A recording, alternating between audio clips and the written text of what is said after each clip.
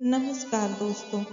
आज हम बात करेंगे ज्येष्ठ पूर्णिमा या वट पूर्णिमा के बारे में। इसकी तिथि, शुभ मुहूर्त, पूजा विधि और दान के महत्व के बारे में।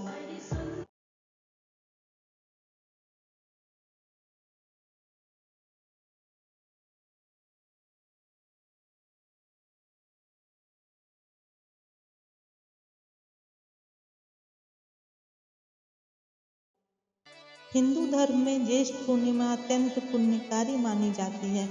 इस दिन चंद्रमा अपनी पूर्ण कला में होता है और उसकी चांदनी की अमृत वर्षा धरती पर होती है। कहा जाता है कि इस पवित्र तिथि पर पूजा पाठ, स्नान दान और जप तप करने से भक्तों को भगवान की कृपा प्राप्त होती है। ज्येष्ठ मास में पड़ने वाली इस पूर्णिमा को वट सावित्री पूर्णिमा के नाम से भी जाना जाता है। इस दिन महिलाएं अपने पति की लंबी उम्र के लिए व्रत रखती हैं और बरगद के पेड़ की पूजा करती हैं। हिंदू धर्म में पूर्णिमा तिथि को चंद्रदेव की पूजा के लिए सबसे शुभ माना जाता है, क्योंकि इस दिन चंद्रमा अपनी पूरी चमक के साथ दिखाई देता है। इस तिथि को प्रकाश और ऊर्जा का प्रतीक माना गया है। यदि पूर्णिमा पर चंद्र देवता को अर्घ्य दिया जाए तो साधक को मानसिक शांति की प्राप्ति होती है। इसके अलावा पूर्णिमा पर स्नान दान व भगवान विष्णु की पूजा करने का भी विधान है। इसके प्रभाव से साधक की सभी मनोकामनाएं पूरी और कुंडली से दोष दूर होते हैं। इस दौरान सभी माह में ज्येष्ठ पूर्णिमा को विशेष माना जाता है। इसका कारण है निर्जला एकादशी का व्रत। ऐसे में ज्येष्ठ माह में भगवान विष्णु की उपासना के लिए भक्तों को दो शुभ संयोग प्राप्त होते हैं। आइए जानते हैं कि ज्येष्ठ पूर्णिमा कब है। पंचांग के मुताबिक ज्येष्ठ माह में पूर्णिमा तिथि की शुरुआत 10 जून को सुबह 11:35 पर हो रही है। इसका समापन 11 जून को दोपहर 1:13 पर होगा। पूर्णिमा का व्रत 10 जून 2025 मंगलवार को रखा जाएगा।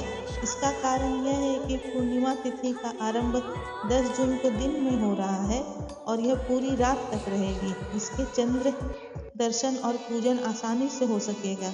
इस दिन चंद्रोदय का समय शाम 7:40 रहेगा। वहीं स्नान दान और अन्य पुण्य कर्म 11 जून 2025 बुधवार को किए जाएंगे। ज्येष्ठ पूर्णिमा या वट पूर्णिमा का महत्व। ज्येष्ठ पूर्णिमा के शुभ अवसर पर वट वृक्ष की पूजा के साथ ही माँ लक्ष्मी और भगवान विष्णु की पूजा का भी विधान है।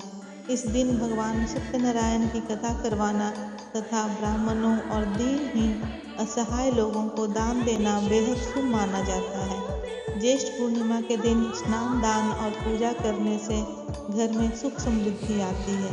साथ ही भगवान विष्णु और माँ लक्ष्मी के आशीर्वाद से घर में धन्य धान्य की कमी कभी नहीं होती है। इसके साथ ही ज्येष्ठ पूर्णिमा आध्यात्मिक उन्नति के लिए भी उत्तम दिन माना जाता है। इस दिन ध्यान, मंत्र जाप और आध्यात्मिक ग्रंथों का अध्ययन करने से मन को शांति मिलती है और व्यक्ति के जीवन में आध्यात्मिक उन्नति होती है। पूर्णिमा पूजा की विधि। पूर्णिमा पर सुबह ही स्नान कर लें, फिर पूजा के लिए सभी सामग्री को एक स्थान पर रख लें। सबसे पहले एक चौकी लेकर उस पर भगवान विष्णु की मूर्ति या तस्वीर स्थापित करें। अब प्रभु को गंगा जल से अभिषेक करें और उन्हें फूल अर्पित करें। इसके बाद पीली मिठाई का भोग लगाएं, घी का दीपक जला लें, विष्णु जी के मंत्रों का जप करें, प्रभु की आरती करें। इस दौरान भगवान विष्णु को तुलसी दल डालकर खीर का भोग लगा दें। रात को चंद्रमा की आराधना करें और एक छोटे लोटे में कच्चा दूध डालकर चंद्रमा को अर्घ दें।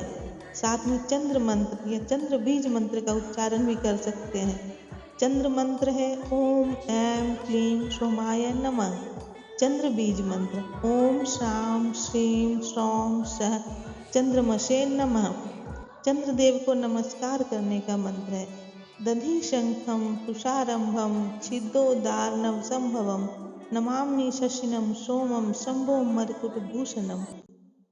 ज्येष्ठ पूर्णिमा पर दान का महत्व। ज्येष्ठ पूर्णिमा पर दीनहीन, असहाय, निर्धन लोगों को दान करना अत्यंत पुण्यकारी माना जाता है। इस दिन दान किए गए दान का फल कई गुना बढ़ जाता है। हिंदू धर्म के शास्त्रों के में दान देने का महत्व विस्तार से वर्णन मिलता है। कहा जाता है कि दान देने वाले लोगों को पापों से मुक्ति मिलती है और उन्हें भगवान का आशीर्वाद प्राप्त होता है। दान का उल्लेख करते हुए अथर्ववेद में कहा गया है, दान धर्मत परो धर्मो भतनम नेहा विद्यते, अर्थात दान धर्म से बड़ा न तो कोई पुण्य है न ही कोई धर्म। भगवान के प्रिय दिन पूर्णिमा पर दान का महत्व और अधिक बढ़ जाता है। यदि आपका धन किसी के काम आता है तो बदले में आपको खुशी देता है, क्योंकि किसी जरूरतमंद को दान देकर आपने उसकी जिंदगी में सकारात्मक बदलाव लाने की कोशिश की है। हिंदू धर्म ग्रंथों में दान के बारे में कहा जाता है, सुक्षेत्रे वाप येज बीजम सुपात्रे निक्षिपेत धनम सुक्षेत्रे व सुपात्रे च संयुक्तम दंतम न नश्यति। अच्छे खेत में बीज का बोना, सुपात्र को धन देना कभी व्यर्थ नहीं जाता। इस अर्थात अच्छे खेत में बोया हुआ बीज और सुपात्र यानी दीनहीन असहाय निर्धन को दिया हुआ दान कभी नष्ट नहीं होता।